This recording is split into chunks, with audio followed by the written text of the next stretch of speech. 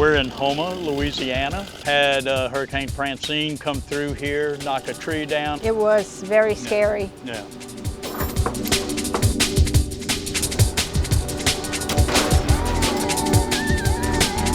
Y'all guys came over here and y'all helped get the tree out of the house and out of the yard, which I'm very thankful for.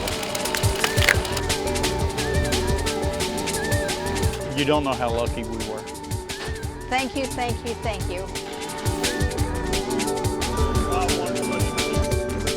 And if you would like to make a donation, please. We are very appreciative. Please, these people are super special. That is the man. All right. Thank you, sir. Okay. I know, it was awesome.